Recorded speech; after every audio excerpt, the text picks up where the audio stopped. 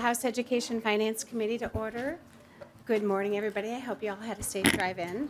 I love anti-lock brakes. That's all I can say. All right. So first item on the agenda is the minutes. Representative Pryor is here via remote with the permission from the Speaker of the House in accordance to the House rules. Just wanted to note that.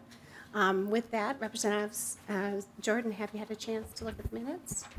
Yes, Madam Chair, I have examined the minutes from March 21st, and I would make a motion for their approval. Representative Jordan makes a motion to move the minutes for March 21st. Are there any questions on the minutes? Seeing none, all those in favor say aye. Aye. All those opposed say no. The minutes for March 21st are adopted. Members, we have some bonding bills before us today for informational hearings. Some of these are in the governor's bonding proposal and others are from our members. So we will start with those. There'll be no action taken. With that, we'll actually start with the governor's capital budget recommendations. And we have a slideshow up and Mr. Uni to present. So please state your name for the record and proceed.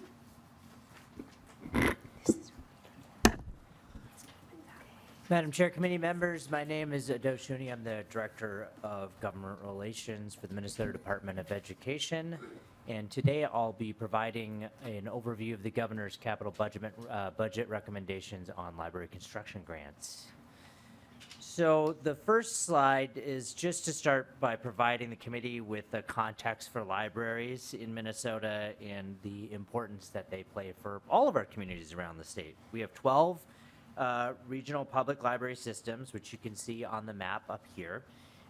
There are 359 public library locations around the state in 8 bookmobiles, and there's at least one public library in each of Minnesota's 87 counties. So what does usage look like in total? In 2022, these are what these numbers are for, 3.2 million registered public library users. That was nearly half of Minnesota that had a public library card. 53 million items were borrowed or downloaded, and there were over 100,000 community meetings held at public libraries in the state. Also in 2022, there were 3.5 million visits to public libraries. So to put that in context for the importance to Minnesotans, in the same year, there were 16.8 million visits to Disneyland, 14.9 million visits to the Smithsonian, 11.9 million visits to Minnesota State Parks and Trails, and 4.3 million visits to Minnesota professional sports home games. The Public Library Construction Grant Program, and that's under Minnesota Statute 134.45, allows cities, counties, and regional public library systems to apply for grants to fund improvement or accessibility projects. Improvement projects with a maximum award of $1 million include new construction, renovation of existing library facilities, repair of existing library facilities, and an example of this is featured on this slide. This is Kimball Public Library, which was a 2019 grantee. They received $440,000 in that year, and this increased their square footage in a new facility, and increased their overall square footage from just over 1,000 square feet to 4,200 square feet. Accessibility projects are a maximum award of $450,000. This includes remediation of physical barriers that prevent access for all, automatic doors, ADA compliant restrooms, and upgraded lighting. These library construction projects require, either of those, improvement or accessibility projects require a local match of 50% of the total cost, and MDE runs these grants as a competitive peer-reviewed process. Our 2024 recommendation is $1 million, and the history of this program has been a long-running one. This has been since 1994 until 2023, so last year. This has been funded 13 total times over that time period. The last 2 allocations were $2.95 million in 2020, and then last year was $4 million. The appropriations have ranged from $1 million to $4 million. And since the inception of the Library Construction Grant Program, the state has made 170 awards total. Libraries in 70 of the 87 counties have applied for and received grants. 40 of the projects have been in the 7-county metro area, and 130 projects have been in greater Minnesota. I think I may have skipped a slide here. My apologies. You can see on this map, you can see the statewide spread of the projects that have been awarded since 1994. All around, again, 70 counties out of the 87 have received projects or have received funding for their projects. The average award is almost $108,000. The largest was $1 million to Fergus Falls in 2018, and that was an improvement project. The smallest was $614, and that was in 1996 for a project in White Bear Lake. And as you can see at the bottom of the slide, the average local match has been $6.27 from local investment for every state dollar that has been provided. Yeah, I'm sorry, these slides are a little bit mixed up. My apologies. Over 2024, again, as I mentioned, our recommendation is $1 million.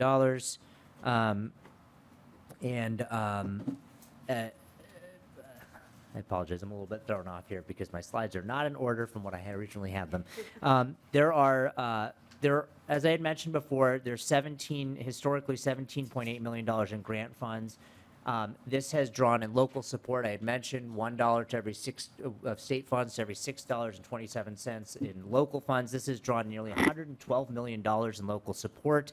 And as you can see here, we've got a list of prospective cities and prospective counties that we would believe would be eligible applicants for this next, or could be eligible applicants for this next round. And how we analyze whether there's prospective clients is simply people reaching out and inquiring if there's new rounds of funds that are going to be available. This program, as I'd mentioned, has been around since 1994, so the community of people who would be eligible for these grants are pretty familiar with the opportunity, so we get pretty regular outreach from our prospective grantees. The current unmet need is $194 million statewide. This is collected by the Council of Regional Library Systems and Administrators.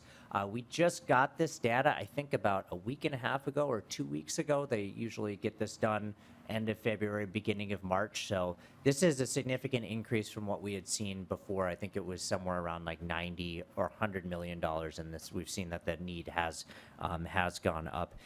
Just for the community to know, that, as I had mentioned, there's $4 million was for the library construction grants from last year. We are currently, the process is currently open right now, and that the opportunity will be closing, I believe, sometime in mid-May. So I think it's like 2.5 months that the opportunity is going to be open for. With that, Madam Chair, that concludes my presentation. Thank you, Mr. Uni, and members, you should see there's a chart in the packet, and then the slides for the next few presentations are all combined as well. Next up, we have, oh, sorry, any questions from Mr. Uni before we go over the next two testifiers? Seeing none, I have Dr. Charles Rick, Executive Director from the Multipurpose Center for the Arts, on remote. Please state your name for the record and proceed. Good morning, Madam Chair. My name is Charles Rick. I'm Executive Director of the Multipurpose Center for Arts Education. And today I'm just going to refer to my slides that I have that you should have in front of you also. And I'm going to do a brief overview of those slides and take any questions you may have. I'm going to begin on really the slide number 4, just to highlight that the Multipurpose Center serves a unique role as a state agency.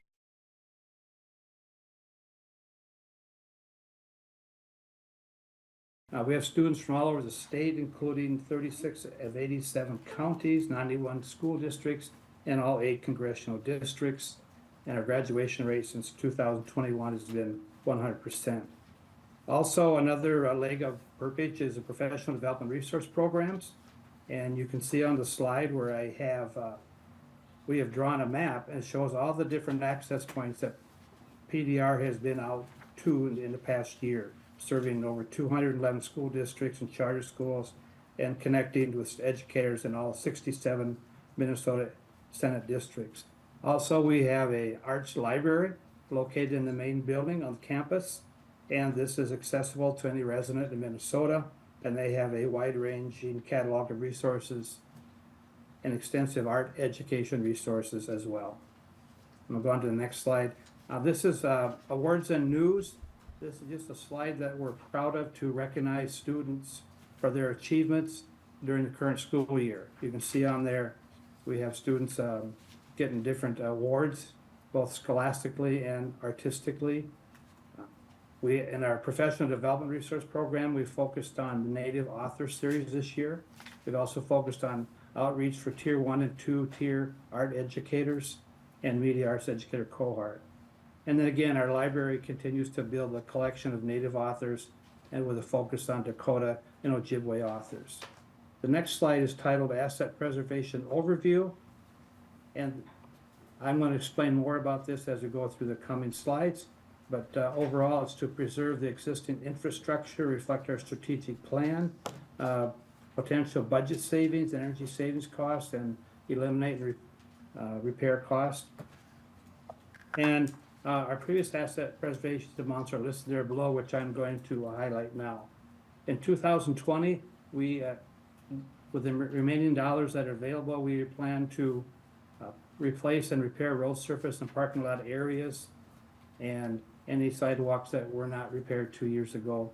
Last year, you would have seen on here too, also the high school parking lot, but with the mini roundabout on Highway 55 and Douglas Drive, which I know some of you who were out there in June saw what was taking place. As part of the project through Golden Valley, they redid the parking lot for Purpose. And then the next slide is 2023 appropriations of $891,000. And priority one is to replace the roof on the Gaia building, which is one of the buildings on the property at Purpose, and also to replace and repair exterior precast concrete panels. And the concrete precast panels are part of the veneer, not the structure, like brick or metal panels on your other buildings. It's just important from an envelope perspective, but not structural, and we'll know more once the consultant is hired. The next slide is just a picture of our capital budget request of $4 million for this year. You can see on there the chart that we put on there for you to look at. The governor's recommendation was $1.623 million in asset preservation funds, which is not $4 million. So where are we going to spend those dollars? We've had a project on this list in the last 5 years and longer since I've been there at Purpose. And so the next slide we're going to go on to is asset preservation capital projects. And for using the funds from the governor's recommendation, we are going to repair and upgrade our restroom updates. There was a study done in 2016, and there are building code violations, there are issues. We have ADA compliance issues, we have fixtures that need to be replaced and added to. And so that is the main focus of the priority for the $1.623 million.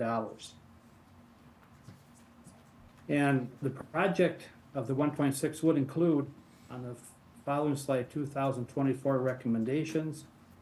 With those dollars, once they become available, we would work with the state in hiring a consultant, which could begin as early as July of this year.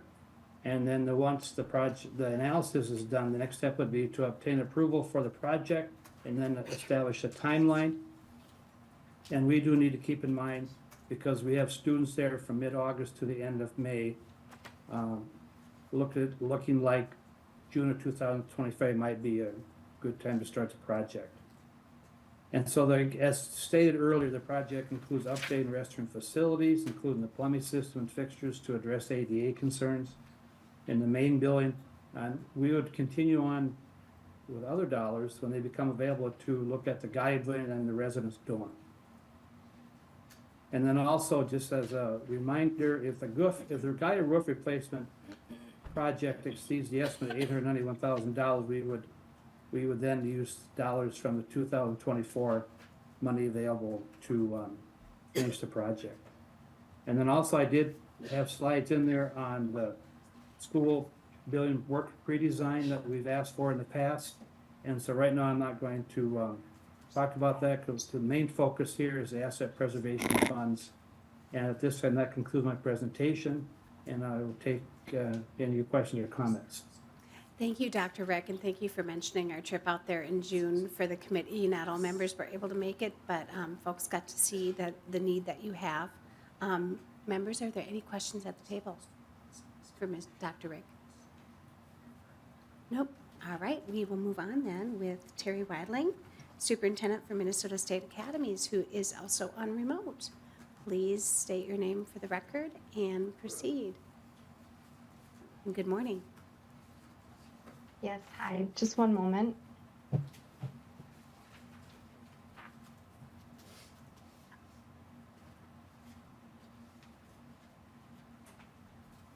Hello, my name is Terry Wilding. I am superintendent of the Minnesota State Academies for the Deaf and Blind in Faribault, Minnesota. Thank you for your time this morning. I would like to start with a little bit of an overview of our programming for both schools, and some of you might not be familiar with our programming.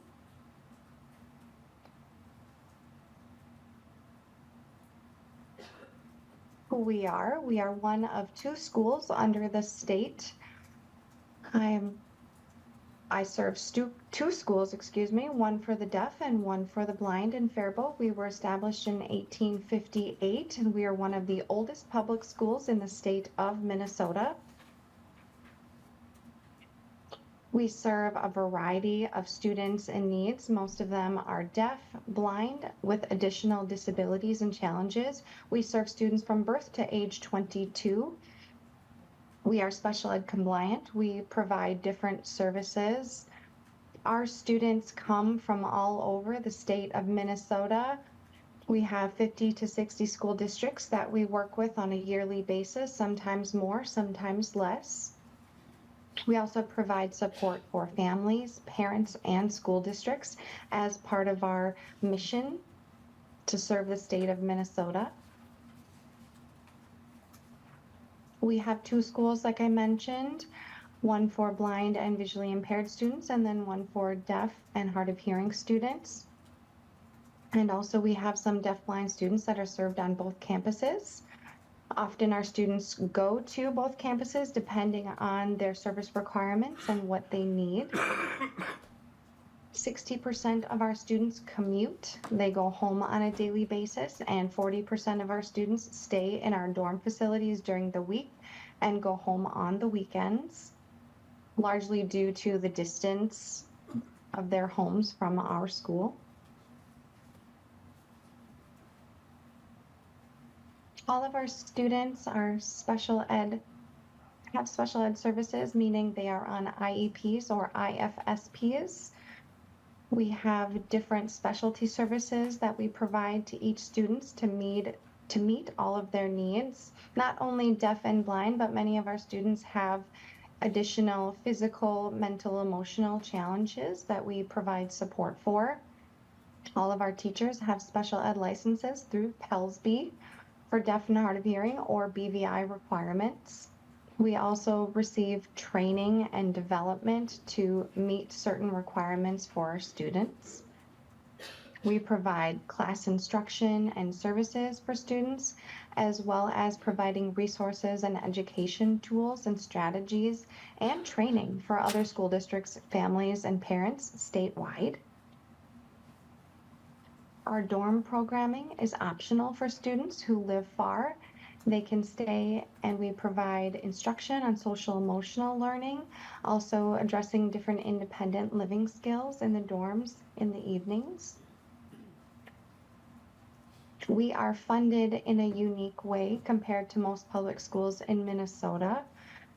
Our construction and AP monies, we are not able to do levies. It's just like Perpich. We have no way for us to collect additional monies. So we are fully dependent on legislative support and allocations for our renovations, our buildings, and our maintenance needs.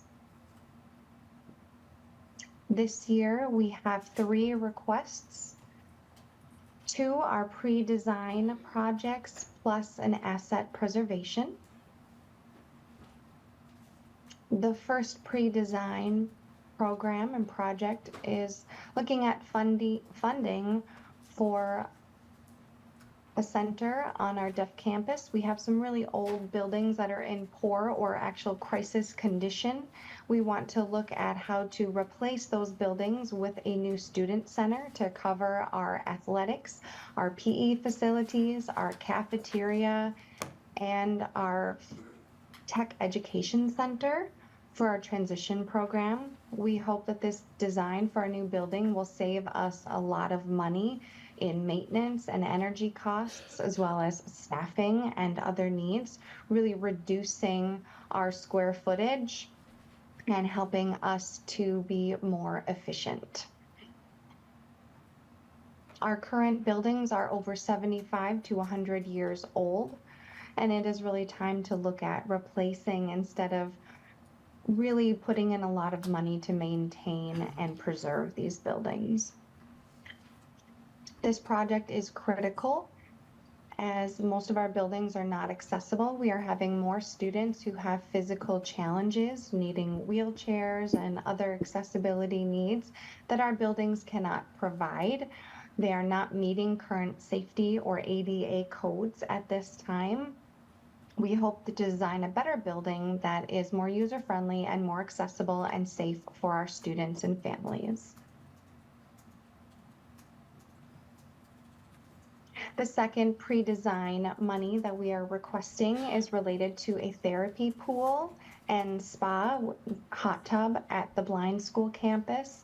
We currently have a therapy pool and spa there, but it is not for recreation or enjoyment. It is the purpose is therapy. There are blind students who also have physical challenges, which means that they are seated in a wheelchair on a daily basis all day, and their body becomes stiff, and it's hard for them to move and hard for them to then learn and attend to their education. This allows them to warm up their bodies, to stretch as needed, and get back to their learning.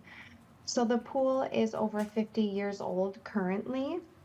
We're starting to notice there's some sufficient costs to us.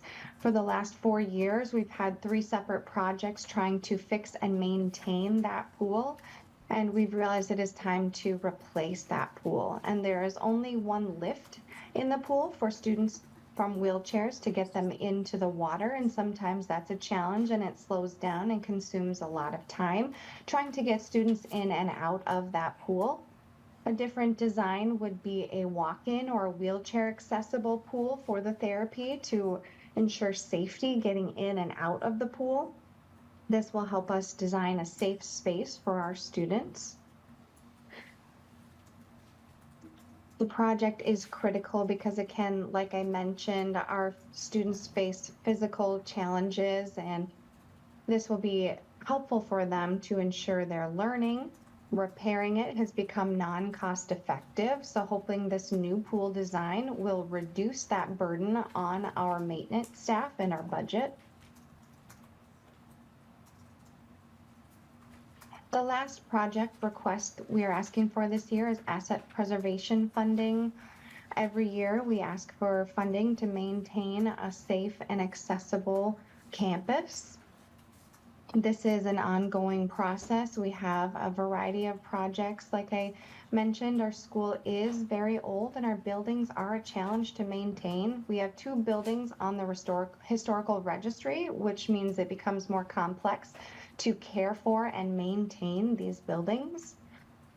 We hope to receive ongoing funding to pursue different projects such as sidewalks, external buildings, walls, doors, asbestos abatement, accessibility, bathroom upgrades, and what have you.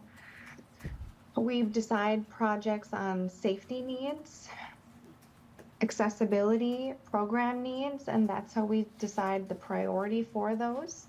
So these projects are ongoing, and we do have phases depending on the budget available to us at the time. Like I mentioned, most of our buildings are very old. They are pre-ADA, and it is an ongoing process to keep them updated and maintained. We are also looking at safety and security more these days. We have a very vulnerable group of students. Some of them are very young, some of them have cognitive challenges or language delays. We want to make sure our campus is safe and parents trust us with their children. Last, I will wrap up with future projects. Some of you have visited our campus last fall. We do have a library on the blind campus that was running and funded by MDE, Minnesota Department of Education. That library left us technically and moved to a new MDE building in Minneapolis. So now we have a vacant building on our campus. Unfortunately, that building does not meet our current student needs. It is not designed appropriately, and it does have asbestos in the flooring. There does need to be some work done on that building. This is not included in the government proposal this year, but I wanted to put it on your radar for future projects. We will need to renovate that building at some point so it becomes more user-friendly to us. Possibly we can take down another building on campus as well. And we are hoping that that building will be able to be included in our future projects. So that is my summary. If there are any questions, please let me know. Thank you, Superintendent Wadling. Questions at the table? I see Representative Bennett. Thank you, Madam Chair. Just a question concerning that library issue that was just mentioned. Does the academy then have a current working library on campus? Superintendent Wadling. So we do have a library on the deaf campus, and it is for our deaf students. We currently do not have a library at the blind school campus, and we will be working with MDE's Talkbook and Braille library. They are able to send books to us for our students when we need, but we are hoping to have a small library on our campus in that building when we are able to complete renovations. Representative Bennett, follow up. Thank you, Madam Chair, and thank you for that. I think it's really important to have a library for both the blind and the deaf, and so I would hope that those things move forward and we can support that as a state. So thank you. Thank you, Representative Bennett. Any further questions or comments from members? Thank you, Dr. Wadling, for being with us today. Next up, we're going to move to a few member bills. Thank you. Next up, we're going to move to a few member bills. We have House File 2069 here with Representative Rarick. And this is an informational hearing, so I don't think I have to move it in front of us. So go ahead, go ahead and start your presentation, Representative Rarick. Welcome to the Education Finance Committee. Thank you, Madam Chair, and thank you for getting my name correct. It's been a challenge. Thank you so much. I'm so glad everyone's here and made it through the snow safely. Thank you, Chair, and thank you, members, for hearing our bill today. And it's regarding the Wright Technical Center in Buffalo. It's right in the center of Wright County. This is a $9.5 million ask to literally save this building. They've got critical infrastructure needs. If you take this out, so you should have this in your packet. The very first thing you'll notice is it says the last surviving vocational cooperative in the state of Minnesota. So these cooperatives started in 1972, and this is the last one that's still standing. It's the only vocational cooperative in the entire state of Minnesota that is still left. This cooperative serves 8 school districts and 804 students currently. They do not have levy authority. I need to say that again, because they do not have levy authority because of the way that they are structured. That is why they find themselves in this precarious situation. With that, I'm going to let you know what that precarious situation is with my testifier, but he's going to go through some of this, and as you open this up, it has all the detail of what is critical and what they need for the $9.5 million. So, Madam Chair, thank you so much for having me here today, and I'll turn it over to my testifier. Great. Please state your name for the record and proceed. Brian Koslowski, Executive Director of the Wright Technical Center in Buffalo. Madam Chair and committee members, good morning, and thank you very much for the opportunity to present as far as the critical needs of our facility and the importance of our district. With our 51st year as a vocational cooperative, having served over 30,000 students in advanced career and technical training since 1972, we're at a position to where the needs of the facility and meeting the needs of those students that we currently serve of the 8-member districts is met. And we also house the Wright Learning Academy, which is the ALC. So when we think about the skilled trades and the opportunities to receive training, thinking back to the pandemic, the trades were the only area that continued that were considered to be essential. And so currently this year, with 720 students that are partaking in those advanced career and technical opportunities from health science, law enforcement, EMR, auto careers, auto tech, construction, welding, on-the-job training, youth apprenticeship, heavy equipment operations and maintenance, early childhood elementary careers, where we're providing those training opportunities for future daycare providers or elementary teachers. We're at a critical need in order to continue to meet those students' needs based on our facilities. As a vocational cooperative, as was stated earlier, Wright Technical Center has no levy authority, and we rely on our 8-member districts to levy for us on our behalf. The financial positions of our member districts isn't such to where they can provide us any additional funding to meet our needs based on their struggling as well. Hard freezes of program supplies budgets have been implemented the last 3 to 4 years, where, for example, the health science students having to simulate putting on gloves and taking off gloves because the supplies budgets are not meeting the needs of the students and the instructors in order to provide the critical needs for those classes. Custodial staff has been reduced, where administration is left to pick up the pieces in which we do whatever it is that is needed. The FY23 audit revealed a deficit spending of negative 1.67 below the fund balance as a negative number, and at a negative 2.5 will trigger a statutory operating debt. The ongoing facility needs have exhausted the fund balance. Wright Tech Center has only received long-term facility maintenance dollars for the past 7 years. So as a 43-year-old building, then the needs of the facility were such that the fund balance has now been depleted. A minor $170,000 tuck pointing project turned into a $1.1 million wall restoration project, which saved a major catastrophe. And due to the fund balance being depleted, we're just not able to continue to meet the needs of the other facilities. When we think about rooftop units, temperature control upgrade, parking lots, sidewalks, lighting and flooring replacement, the never-ending cycle. And we have had a rooftop unit now that has been inoperable since January 29th. We're just thankful for the warm winter where we have been able to keep the lights on and keep everything operating as such. Without the necessary funds to improve the programming, we'll continue to suffer in order to also stay current with what industry expects and demands.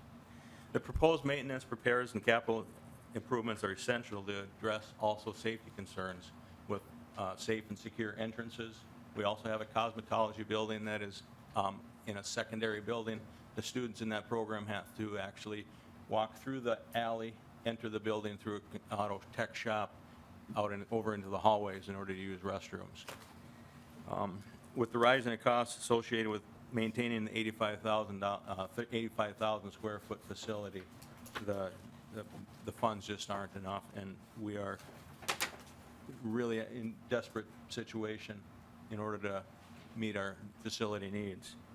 The funding is necessary in order to restore critical facility components. And thank you so much for your consideration. Thank you so much. Sorry, I was taking notes about all the amazing programs that you have at the Tech Center. Thank you so much, Superintendent. With that, members, our Executive Director. With that, members, are there any questions or comments? Representative Edelson. Thank you, Madam Chair, and thank you, Representative, for this bill and presenting it. So 50 years, you've brought 30,000 students, so you're looking at like 600 students a year. Do you know how many of them are actually going into the fields that you're you're teaching them in? Executive Director. Madam Chair and Representative, the challenge in tracking that data is just that they're 8-member districts, but we do know that there are several critical needs that are being met by the trades that are being offered with the students that are receiving training. We provide the certification, we have trainings, we have articulated agreements with 27 post-secondary institutions where students are either going on to industry or, on to post-secondary, or our mission and goals are to provide that level of training where the students are able to enter right into the workforce if they so choose. Representative Edelson, Thank, follow-up. thank you, Madam Chair. And can you just give us an example? I don't see on the flyer, like just an example of some of the jobs and industries that they would go into. Oh, certainly. Executive Director. Madam Chair and Representative, the welding program is probably our most popular. We have 60 students in the program, and last year we had 56 students on the wait list. And we have a very diverse group of young students, both women and men, that are in the welding technology program. And I know that one is currently working at Gelbrand, and one is attending Ridgewater College under a scholarship. She actually won a first-place competition at a welding competition at Ridgewater last year. Our auto tech program, we have students that are working at Ryan Chevrolet, and with youth apprentice programs, we have close to 50 students that are currently involved in youth apprenticeships, and over 100 students that are currently working on the job training.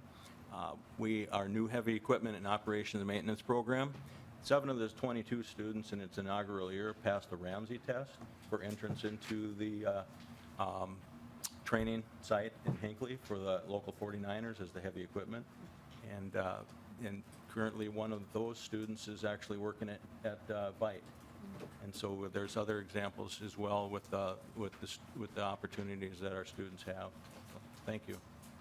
Just one more. Representative Edelson. I was just one more question, Madam Chair, and then thank you, that's very helpful. And then I see that the Chambers of Commerce are on here. Are you partnering with local businesses then? Executive Director. Madam Chair and Representative, Wright Technical Center is a member of all of the 13 communities that are within members of the Wright Technical Center, and we are partners with over 150 industry partners that we are represented by as we provide those advanced career and training opportunities for them as well. Thank you. Representative Bennett. Thanks, Madam Chair, and thank you, Representative Rarick, and I'm sorry, I forgot your name, but anyway, for the great presentation. I just had a question and kind of a comment too, because vocational education is so critical, and we don't have enough really opportunities around the state for that, so appreciate the work in this. And I know with special education cooperatives, which I have one kind of near my district, they're in a similar situation, I think funded. I guess that's kind of my question, is I'm thinking the funding is similar to how this is, where you do not have levy authority on your own. Those surrounding school districts basically fund your school. And I know I've spoken with the cooperatives in my area, and they struggle with the same issues of not being able to have levy authority for their building needs. And so is that true then? You don't have levy authority similar to these special ed co-ops? I guess that's my first question. I'll go to Executive Director Kozlowski and then to Mr. Strong. Go ahead. Yes, Madam Chair and Representative. Yes, we are the only vocational cooperative. There are the 4 intermediate districts. They're special ed cooperatives, and 3 of those 4 actually are held on college campuses with their programs, and I believe that they are charged a lease, and so it's likely through the lease levy that the member districts of supporting those institutions are paying that rent.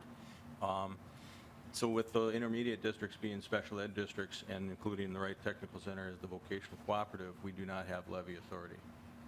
Mr. Strong, would you like to add to that? And Madam Chair, Representative Bennett, one other factor to consider is in the special education, there is a bill back process as well. So with the vocational portions of the program at Wright Technical Center, there's no bill back for any kind of costs associated with facilities. So in addition to the levy authority the Executive Director mentioned, That's another difference between them as well. There are a number of different types of structures. There are some education districts, the intermediate districts. Interestingly enough, 50 years ago were primarily for vocational education, and their mission has changed fairly substantially over time. But Wright Technical Center is quite alone in terms of its structure as primarily a vocational cooperative and no ability to bill back facility costs. Representative Bennett, follow up. Thank you, Madam Chair, and thank you. And I think this is a worthy project, and you're kind of between a rock and a hard place on how to fund these needs, and you're providing a great service for vocational skills and jobs for our state. So I do hope it'll be included in the bonding bill. Thanks. Thank you. With that, members, I think we'll move on to the next. Oh, sorry. Representative Rarick, any final words? We were doing informational, so I forgot to switch back to you, so go ahead. Thank you, Madam Chair, so much. So I would just really appreciate your support. You can now see that they are very unique in the education sphere of things. They're literally, as Representative Bennett said, between a rock and a hard place. I'd hate for them to have to close, and they're right on the verge, because they're already doing deficit spending, which you know they cannot sustain.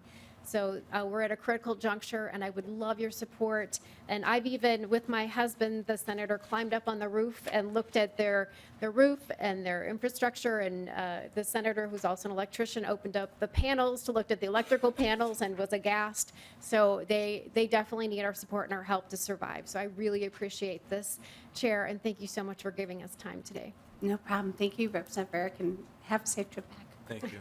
With that, members, we'll go to House File 3295 and Representative Wiener. Another informational hearing on a bonding bill from one of our members. Once you get settled in, you can go ahead and Representative Wiener, start your presentation.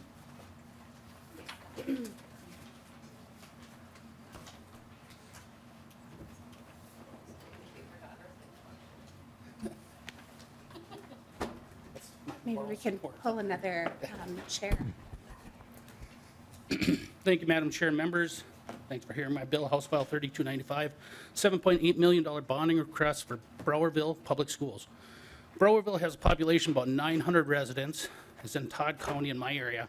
And on April 1st last year, heavy snows and ice partially collapsed the high school gym. This natural disaster is a challenge for the school and community, but the biggest reason that we're here is this is such a unique situation. If this had been a tornado or a storm and declared an emergency, there would have been monies made available. But because, or if this had been an expansion, the school would have gone through the bonding process and would have taken care of that themselves. But because of this unique situation, they kind of fall through the cracks. And that's the reason for this ask today, because in a normal process, we would have had means and funds available. But because it's so unique, it is kind of excluded. So with that, I'll turn it over to my testifiers, Superintendent Scott, and one of our teachers, Christine Johnson. Thank you. Go ahead and state your name for the record and proceed. Thank you, Madam Chair, members of the committee. Thank you, Representative Wiener, for the opportunity to testify today. Representative Wiener made it clear that on April 1st, which is almost its one-year anniversary, and this past week, we have a celebration in our community where we have an annual ham dinner, and it actually took place on the day of the collapse last year. So I did not have the opportunity to work at it, but this year I had the opportunity, and I actually didn't have the opportunity to work because I actually spent time describing what happened 1 year ago. So it was a kind of a bittersweet event yesterday. As Representative Wiener said, on April 1st, I got a phone call from my track coach who happened to walk into the gymnasium to leave for a track meet. And as he walked in, one of our track athletes picked up a basketball to shoot a jump shot. And he's not a very good basketball player, but even he realized that the basket was not at 10 feet, it was at about 8 feet. The gym had partially collapsed and was sagging in the middle. He immediately removed those athletes from the building and contacted me. We immediately contacted structural engineers and went through the process. Within 4 hours, there was a team of individuals from Minneapolis and throughout the state on site. And within a short story, within 22 hours, we brought that building down safely. because it was deemed unsafe. And when you talk to people and you talk to insurance companies, they give you two words: preserve and protect. So what does that mean? To preserve and protect the rest of the building. So we had to disconnect all the water, all the glycol, all the electricity, everything that would protect the rest of the building in case that building collapsed. If we wouldn't have done that, 4 major water mains itself feeding the gymnasium would have torn apart the rest of the building and emptied 1 million gallons of water into the school from our water tower. So those are the things that people don't understand what went on within 22 hours when we tore that building down. Once that happens, we no longer have a gym. And when people think of a gym, it's not just for basketball, it's not just for volleyball, it's also our classrooms, okay? We not only lost classrooms, but we also lost 13 other classrooms surrounding that to make sure that the structure was safe for over 2 weeks, okay? Following that, we had to then make preparation. Where are we going to hold classes? Where are we going to hold sporting events? Where are we going to hold all the activities that happen in that facility? A facility that is used 355 days out of 365 days a year. Okay? Well, fortunately and unfortunately, we were the kind of blessed, but the Eagle Valley School District became the first school district to dissolve in the state of Minnesota 6 years ago, and Browerville Public Schools inherited that school district. However, we gave that school back to the city of Clarissa. The city of Clarissa sold the building. So through process, I was able to lease that building back. So for the last year, we've been able to lease the gymnasium back. However, I have to transport children 6 miles to class every day, every period, just to make sure that we get that educational opportunity, okay? This last fall, those 2 communities, neighboring communities, joined together and saw the need and passed our bond to successfully build a new gymnasium on a 60-40 vote, which is outstanding, considering the fact that we live in one of the 2 poorest counties in the state of Minnesota. To do that, people extended themselves beyond their means and beyond what they can do. But they also know what the school district means to them and what it means to their communities.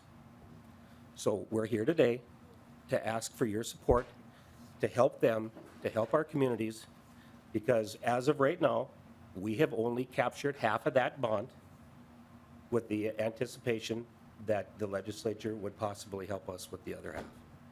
So with that, Mrs. Johnson. Madam Thank you. Chair and the committee, my name is Christine Johnson.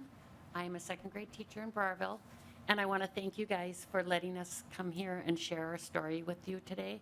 And I also want to thank Representative Wiener for setting this meeting up with all of you today.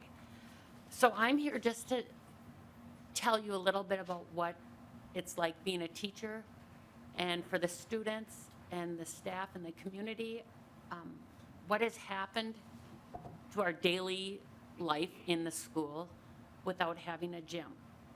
You know, I think until you don't have a gym, you really don't realize how much you use that gym. So, for an example, we have programs. We have different programs that come in and for our students. There's no place to do the program because if our gym is available, our high school students are using it. So we're not able to have certain programs. Our concerts, you know, we have all of our concerts in our high school gym because our elementary gym is not large enough. Where do you hold the concert?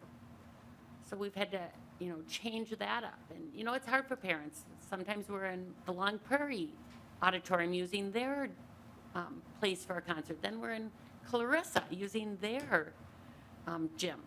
So things like that were really difficult. We're adjusting and we're doing the best we can. A big part of our elementary was our grandparents' day. We'd have our grandparents come in and eat lunch with the students.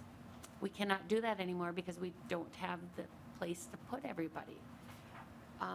Graduation.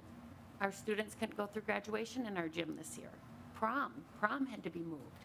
So there's a lot of adjustments we had to make without this gym. And I think until you do not have a gym, you don't really realize how important that gym is. As Mr. Vedbran had said, all of our home events for volleyball, for basketball, they couldn't be in our gym. You know, and so seniors, they did not get to play their games, their senior year games in our gym. And we were very blessed to have a gym 6 miles down the road, but it was still, I hate to say it, an inconvenience. But you have to make do with what you have. And then for our community, if our community members wanted to use the gym for something, whether it be like a 4-H program or a Boy Scouts or Girl Scouts meeting, they weren't able to use it. We have many traveling teams for our elementary students. And those parents, they would be having practice for 3rd graders at 7 o'clock at night because there were no gyms available. So it's just been an adjustment. We're doing the very best we can. And children they're amazing. They can go with it so much better than adults can, but we're doing our best, but we would love the support of all of you. Thank you. Thank you so much, Superintendent. You had something else to add? Madam Chair, members of the committee, one of the biggest questions that I'm asked is, what about insurance? And insurance covers the building for what it was, okay? It does not bring you back to code. And insurance loves to tell you and to throw things into categories and to bring things to code according to the Department of Ed and to all the different building codes in today's world. I can't do that on what the insurance company gave us. Originally, when the insurance company came back, they gave me a total estimate that I could rebuild my building for $2.4 million. Okay, that is an unrealistic number. We got that number up to $5 million, and I still can't build it for that. The total number of the bill is $21 million, $16 million in bonding, $5 million in insurance. By doing that, that will bring our gyms back up to handicap accessibility. We had locker rooms that were downstairs. Those locker rooms will be handicap accessible. There'll be gender neutral bathrooms. All those kinds of new requirements will be addressed in the new structure. So I know that there's a lot of questions that usually ask me about insurance, but I promise you I'm not an expert on insurance, but I'm pretty good at it now. So. Thank you, Superintendent. It's probably something you never thought you'd need to learn in your job, but It's never a day that's identical in our lives. thank you.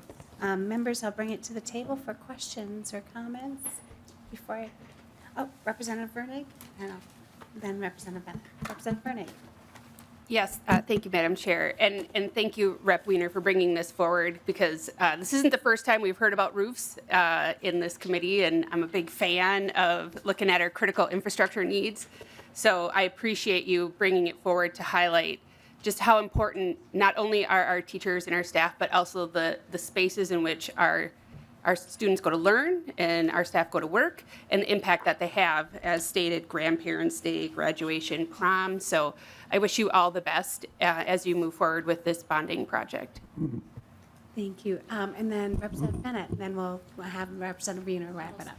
Thank you, Madam Chair. Sorry to talk so much, but these are such unique projects here. Wow.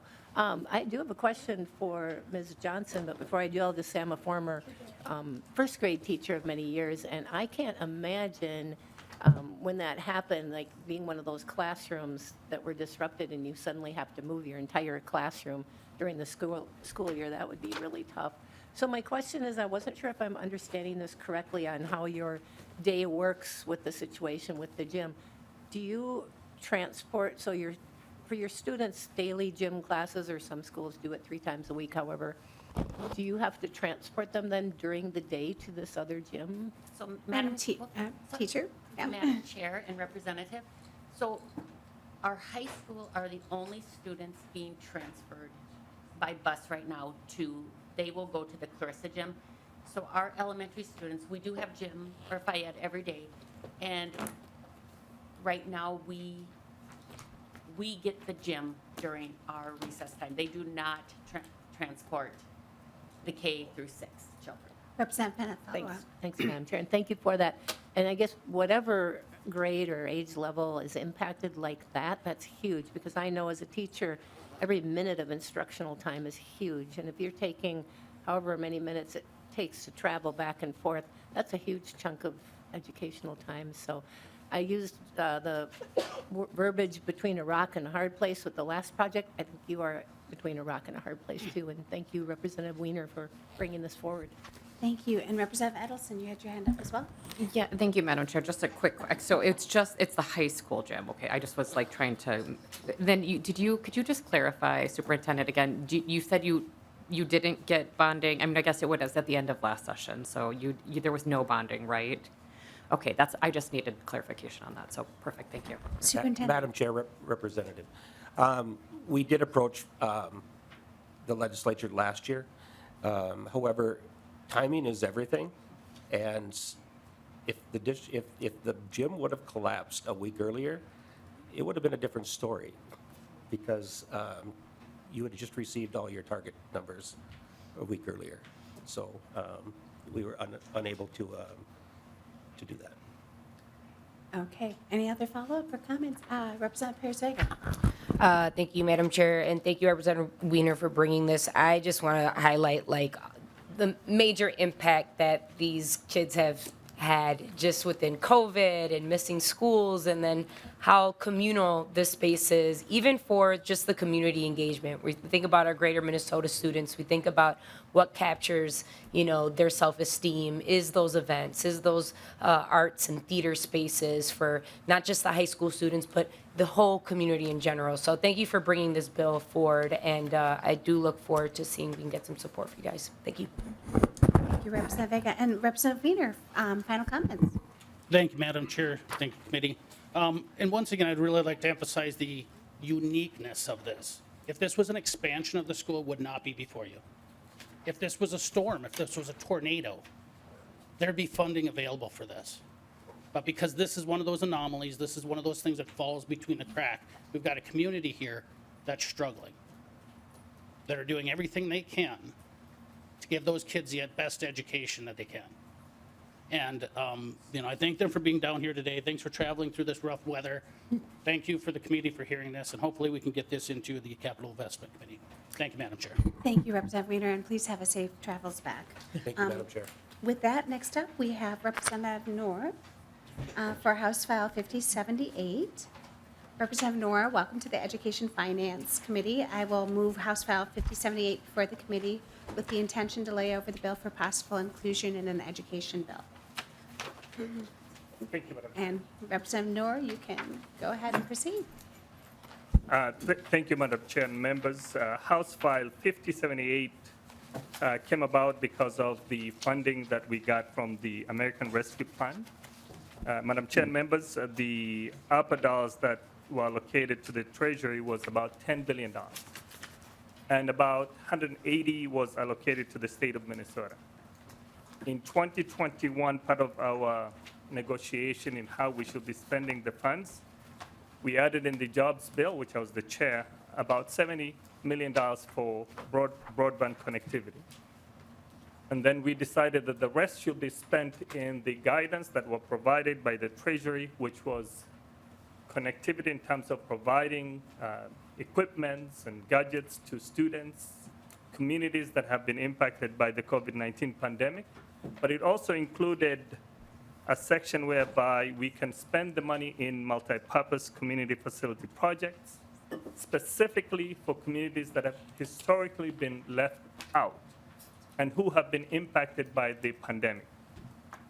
So in that initiative in 2022, as I followed the resources, we negotiated to add additional funds for broadband connectivity, which was added to that bucket. So we had essentially spent more than 70% of that allocation specifically for broadband.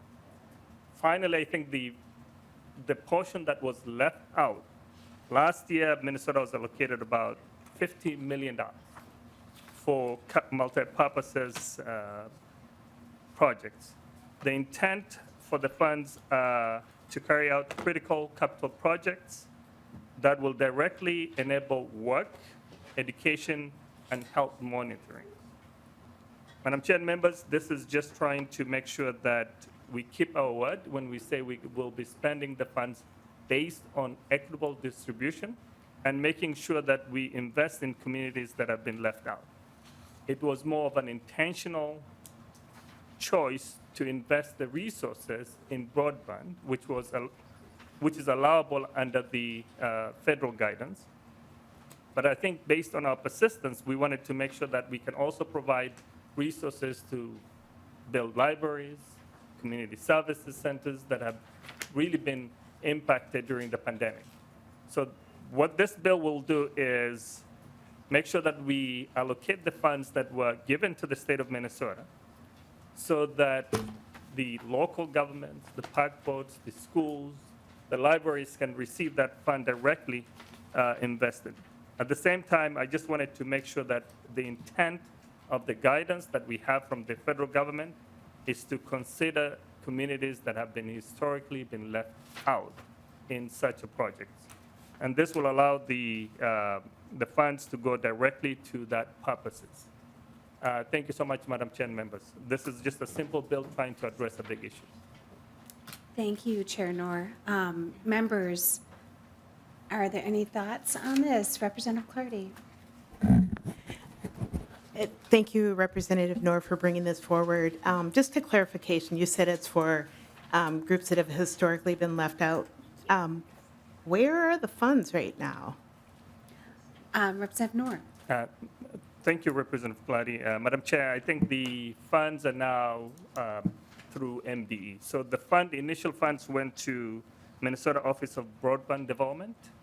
The last portion of that fund, almost $50 million, is now with Minnesota Department of Education, which is the jurisdiction that has the key state contact for the federal government. Representative Clardy, follow up. Just to follow up, so your ask is? Representative Noor. Madam Chair and Representative Clardy, I think the ask is to make sure that all the negotiations that have been happening for multi-year, that we uphold what we agreed to do with the funds, particularly making sure that communities that have been left out are able to receive those funds for that specific purposes.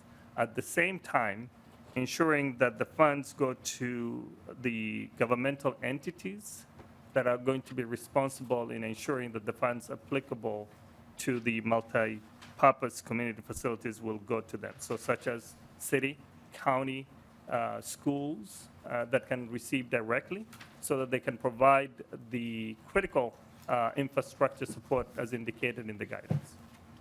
Thank you. Representative Sensor-Mura. Thank you, Madam Chair. Thank you, Representative Noor, for bringing this bill. I'm wondering if we would be able to have a representative from MDE come up and share kind of what, from their perspective, what the status of the funds is. Mr. Uni, please state your name for the record again.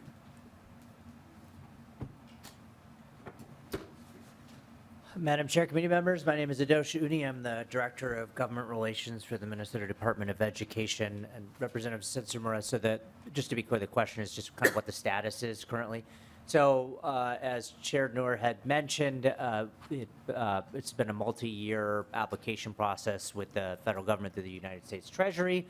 And we had submitted our application sometime in late 2022 for these funds with our plan for the $50 million for community facilities projects for community to assist communities that are most adversely impacted by the pandemic, which we found have closely aligned with communities of color, indigenous communities, and low-income communities.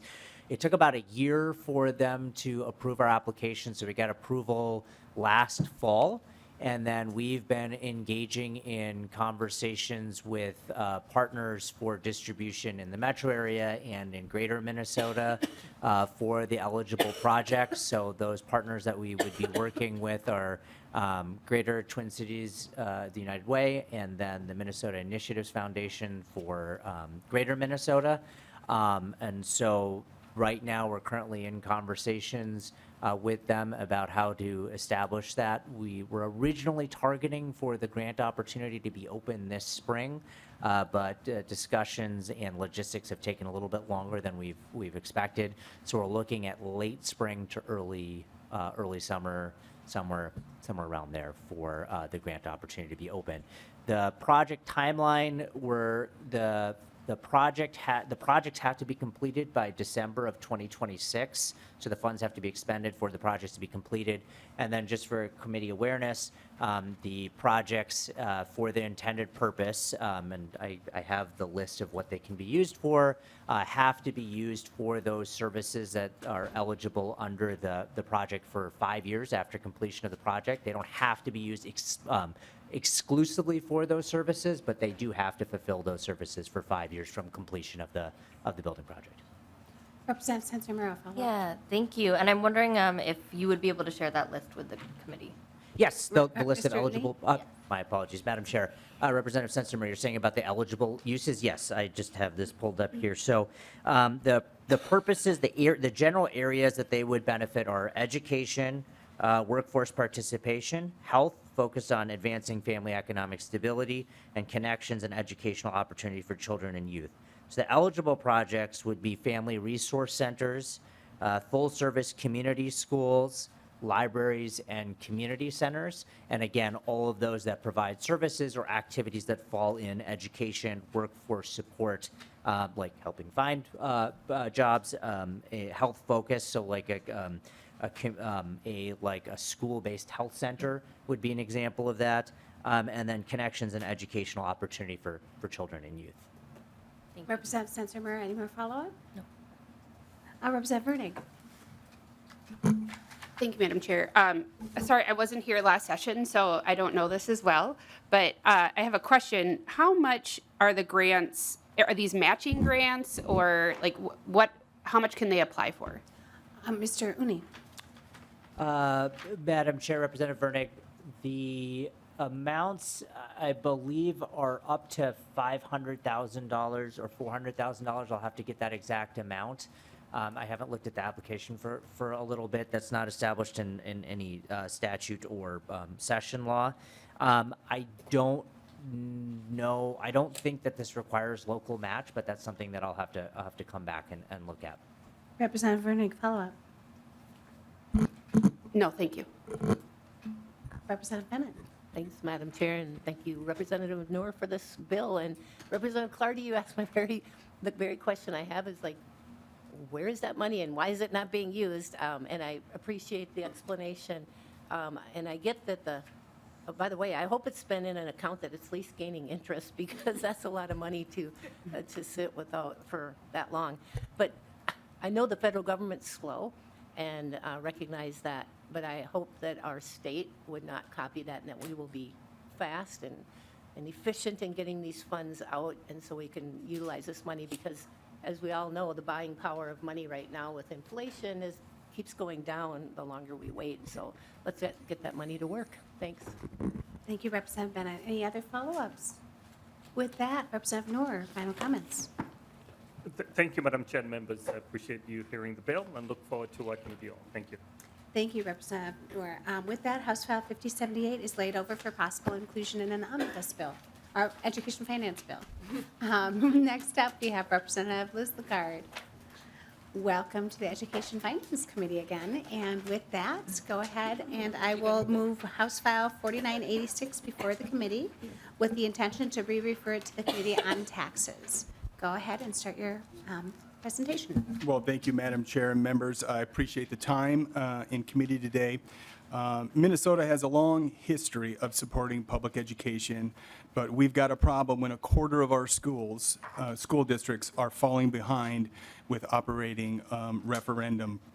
To be fair, the operating referendum was supposed to be for extras, but we all know that dollars simply going to pay bills, cover student services, and to try and pay a competent wage for staff. The districts I'm talking about, a lot of them, they can't pass an operating levy. And now there's a lot of reasons why that is. But I'm startled when I look at the map, which I believe all of you guys have in front of you, and I see that most of these 0 districts are in central and northern Minnesota, the same communities where there's a lot of seasonal and recreational property that isn't contributing to the local school operating levy. I understand that previous generations of legislators decided that these properties should stay into the state levy instead, but my bill doesn't change that at all. Important for that. What this bill does is bill creates a seasonal recreation tax-based replacement aid aimed at reducing local tax efforts required for voter approval. The bill does not give school boards additional levy authority, as the voters must still be asked to vote yes. This bill is especially impactful to school districts with a very substantial amount of seasonal recreational residential property. The bill would reduce the tax effort by as much as 50% in districts where the cabin market value represents a substantial portion of the total market value. Again, the bill does not change how cabins are taxed. With me today, I have Superintendent of Mesabi East, the school that is in my district. Jeff brought this to me, and we've had discussions over a period of time. And what's important to know is we do have equalization. This bill is similar, but this is a new concept. And there is a fiscal note of, I believe it's 8.4 million. And I know that, the targets came out as a chair. I know that that kind of, narrows things in there. But this conversation needs to happen because there are certain school districts, there's 92 that can't pass an operating levy because we don't have the tax wealth. And the superintendent is going to read you kind of what the cost would be to pass the same dollar amount in different districts. So, Madam Speaker. Thank you. Before we go to the superintendent. Madam Chair, I just upgraded you. That's okay. Before we go to your testimony, I think we'll go to Mr. Strom to explain one of his lovely spreadsheets that he has in the packet. Madam Chair, committee members, in your packet is a spreadsheet that's got a few pieces of information on it. It's a district-by-district list, and if you look at the second column in after the pupil units, that's the tax base that Representative Lislegard mentioned that is used to equalize referendum levies. It's something we refer to as referendum market value tax base, and that's the assessed market value of all the property within that district, excluding 2 classes of property. The excluded property are ag lands, other than the house garage at 1 acre, and the seasonal recreational values. That's the next column that's listed, are those seasonal recreational values. So you can see on the total line, there's $843 billion of referendum market value. Another $43.5 million is seasonal rec property that is not included in that tax base. So what this printout does then is models Representative Lislegard's bill.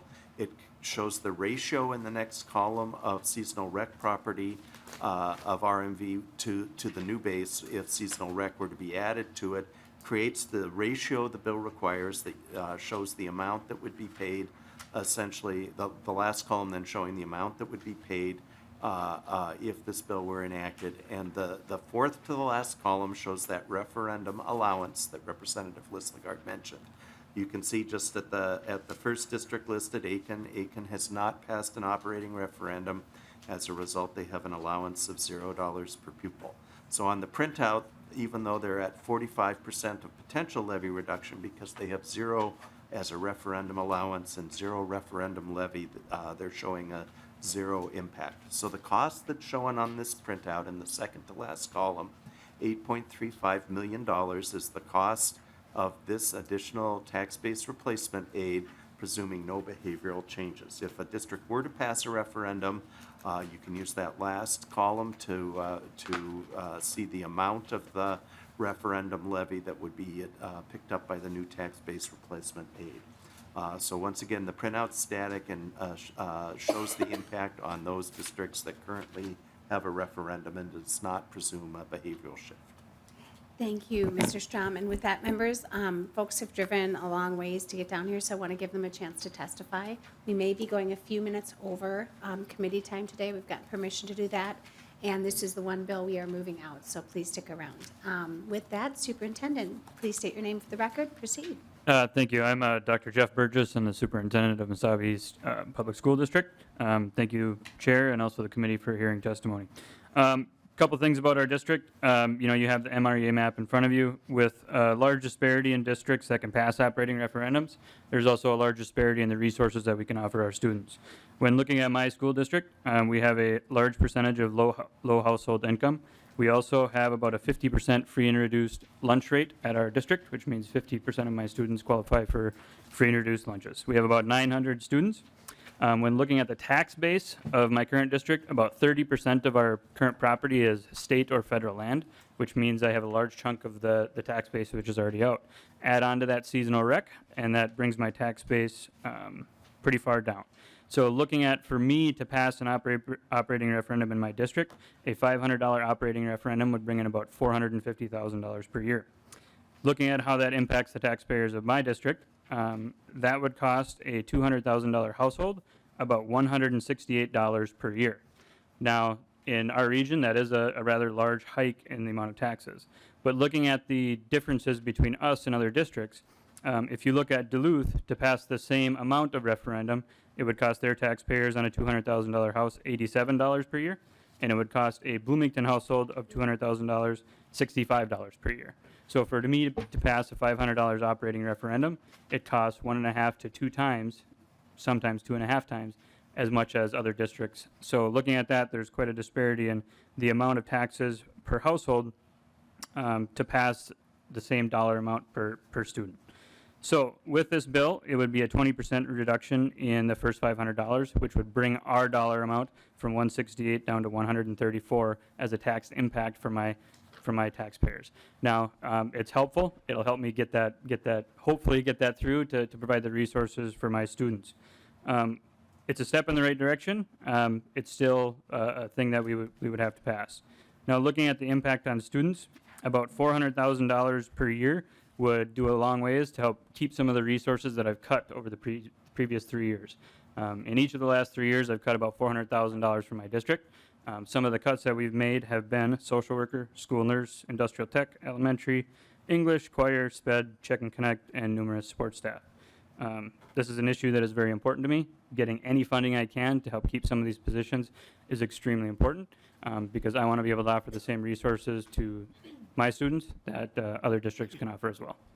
Thank you, Dr. Burgess. And as a reminder, as we've talked about equalization in this committee, equalization is here for levies, but we haven't rebased it or changed it for quite a while. So districts like Dr. Burgess's, even that equalization is mostly going onto the tax base instead of coming from state aid.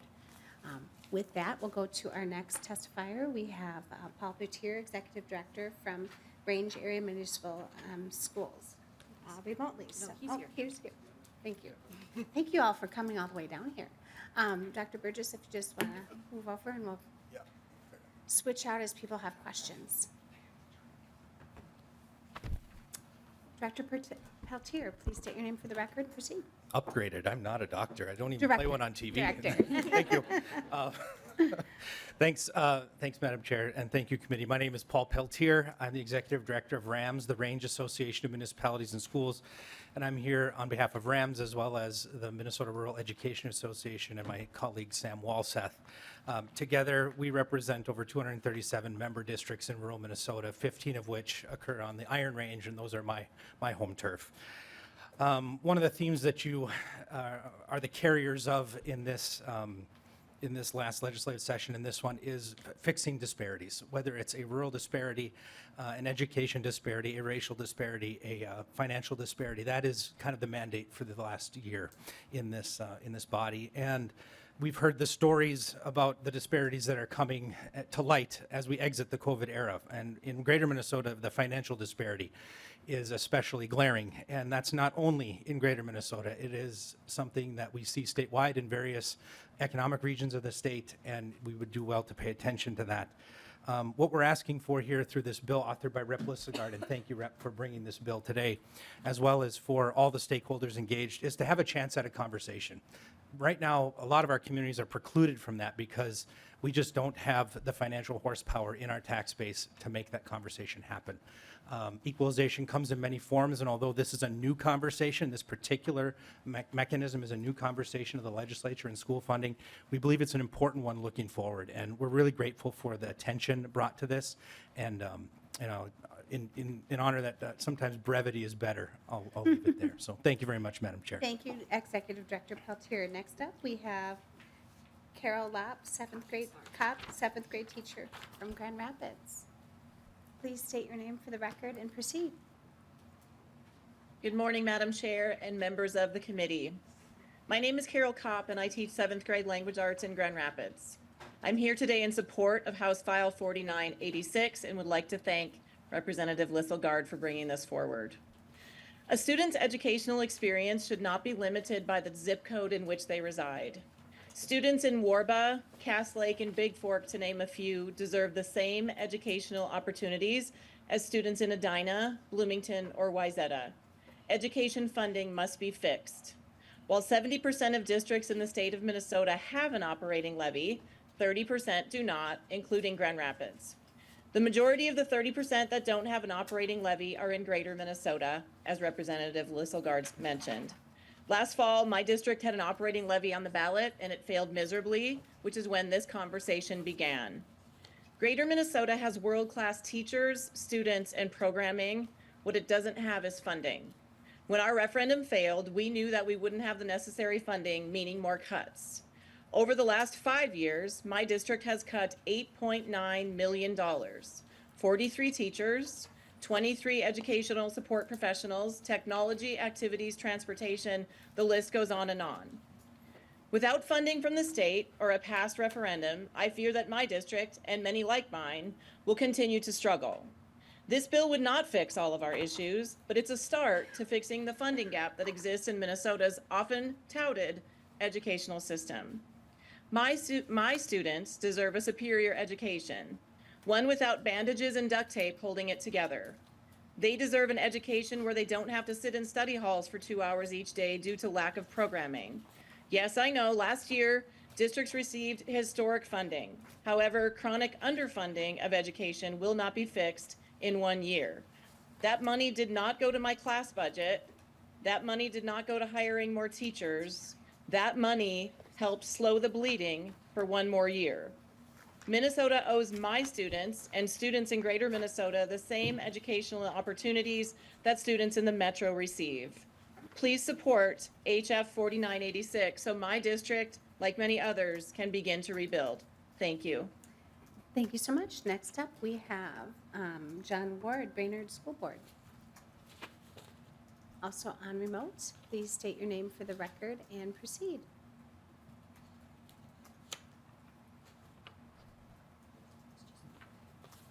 We might be having some technical difficulties here. Let's give it a second. Madam Chair, can you hear me now? Yes, we can. Okay, thank you, Madam Chair. Committee members, my name is John Ward. I'm a former state representative and also a former educator and coach of 34 years and a current school board member in Brainerd. I want to talk about the 6 districts in our area: Brainerd, Aiken, Pine River, Pequot Lakes, Pillager, and Crosby Ironton, who are all talking about making substantial cuts due to the lack of funding. And we appreciate the funding that we received last year, as Ms. Kopp said. But the fact of the matter is, as she said, we can't create the funding that is needed in just 1 year. So I want to give you folks and I want to thank Madam Chair and the committee members, also Representative Lislegard for listening to this bill and considering it. It is very, very much needed in Greater Minnesota, as has been indicated with the 92 school districts that don't have operating levies, but most of them have high percent of seasonal rec property within them. So the cuts that our area is talking about looking at, eliminating classes, cutting curricular, extra and co-curricular, cutting teachers, increasing class sizes, cutting support staff, and that's really important, cutting support staff, especially teaching assistants, when we are looking at the READ Act, which is very, very critical in the state. You all know that. And one of the things that we can do with the READ Act, one of the things we need to do with the READ Act is having teaching assistants in those K through 3 grades that will make an impact on the literacy programs. And so cutting support staff is really critical for educational journeys. We are going to look at schools are looking at cutting transportation routes and cutting transportation in general, cutting mental health services, guidance services, nursing services, cutting special programs that keep our students in our schools, like alternative education, career pathways, and other unique programs that we try to offer in order to increase our student population with a chronic and nationwide decreasing student population happening. We also want to make sure that we have classes offered that our business partners tell us are critical and important for them to have the employees that they need. Also is considering a redesign or a reassignment of early childhood programs, which are the programs that have the building blocks for future success of our children in their educational journey. There's districts that are looking at eliminating community ed directors, cutting coaching positions, combining junior and senior high activity travel, eliminating overnight travel, reducing co and extracurricular seasons. I mean, that's just a few of the cuts that are being talked about in our area and our districts, and that will be impactful for our students, our staff, our families, and our communities. And the last thing that I want to just point out that hasn't been talked about yet, while last year the legislature approved those that have operating levies are now going to be able to renew them without having to go back to the voters. That is wonderful. That is a piece that's been long time needed, and we applaud the legislature for doing that. However, those of us in the state of Minnesota that do not have operating levies, we are going to create a larger financial disparity with those districts that do have operating levies and those that don't. So again, this bill is critical for those of us in the state of Minnesota that don't have operating levies, the 92 of us, and have a high % of seasonal recreational property. We ask for your support for House File 4986. Thank you for allowing us to testify and tell you the importance of that. Thank you, former Representative Ward and School Board member. With that, members will bring the questions to the table.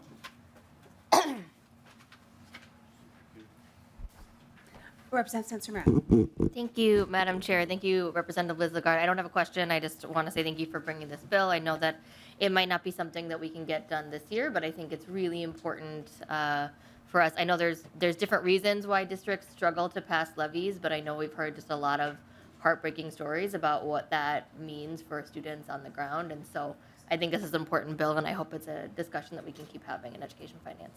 Thank you, Representative Sensormero. Representative Bennett. Thank you, Madam Chair and Representative Lislegard. I certainly understand why your schools are in the place they're at, and why you're bringing this forward. But I guess I'd just like to make a comment. What I'm struggling with is I heard those testifiers, and it breaks my heart. You know, having to cut mental health services, having to cut teachers, paras, all these various things these schools are under, and yet schools received millions of dollars more than they've ever received last year. And so I guess the comment I'll make is this is needed, but it's needed because we put 65 new mandates on schools last year. It cost like $1 billion more for schools. So we put them in a huge place where I can understand why they're looking for any flexible dollar that they can. We have to be so careful what we do. We need to fix what we did last year, and this will help your schools. I want to help them, but my goodness, let's stop putting money in one pocket and pulling it out of the other pocket for our school districts. So thank you. Thank you, Representative Bennett. Representative Ream. Thank you, Madam Chair, and thank you, Representative Lislegard, for bringing this bill forward. I really appreciate all the work you're doing to champion the areas that we don't think about a lot. When I was growing up, we spent a lot of time up north and really enjoyed cabin country, and all the beauty that the northern areas provide, but we don't really think a lot about the kids who live up there. And so on a day like today, I think about like, how do these kids get to school? You know, what kind of busing do they have? What's that like to be a kid up north? And I think, you know, we can't forget about these kids up in the rural areas, and I think it's really important that we are opening up this discussion. And the other thing I would say is, I think it was the testifier, I think it was Carol Kopp, who talked about how, you know, they'd have to cut this funding, even with all the funding that we did provide last session. You know, we can't make up for all the chronic underfunding in one session. So thank you so much for bringing this forward, and I look forward to seeing some progress being made. Thank you, Representative Ream, and thank you, Representative Lislegard, for bringing this forward and the creative approach. And just a qualifier here, I keep hearing this number 65 being thrown around. That is an old number that started at the beginning of the session. More than happy to give you the list from MSBA myself to show you that it's fewer. So this kind of goes to say the number enough, and it sounds like it's true. But just wanted to correct that because we need to. With that, members, I think I'll give the final word to Representative Lislegard. Well, thank you, Madam Chair and members, and, you know, I appreciate the dialogue and I appreciate the comments, but when you think about the 92 schools, it's not like they didn't try to pass an operating levy, right? And so that's telling, and right, so then when you dig down deep, why is that? And then how do we find a way to be able to help these schools, which is basically helping our communities? And so, you know, when you heard the superintendent say those numbers, right? 160 some to, you know, all the way down in the Bloomington, $69. There's no money up there. We don't have the wealth, but yet we have seasonal rec, and we're not raising taxes on nobody. This is a new aid, a new program. I think it's creative. I didn't come up with it, right? But I mean, seriously, as we move forward, whether it gets across the finish line this year or not, we do have to be creative. We do have to find a solution to be able to help communities regardless of their zip code. And obviously the data is showing that in greater Minnesota, we're struggling more. So thank you so much for giving us the hearing and moving this bill forward. Thank you. Thank you, Representative Lislegard. And with that, I will renew the motion to re-refer House File 4986 to the Tax Committee. And you're on your way. And, you got to vote. That would probably be important. All those in favor say aye. Aye. All those opposed say no. With that, House File 4986 has been re-referred to taxes. Now you are on your way. Members, we will be meeting tomorrow. I hope everybody has a safe drive home tonight. But we'll be meeting tomorrow, and remember, next week, we will be meeting on Wednesday and Thursday. We do not have committee on Tuesday morning because we don't start until noon on Tuesday. So see you tomorrow, and with that, we are adjourned.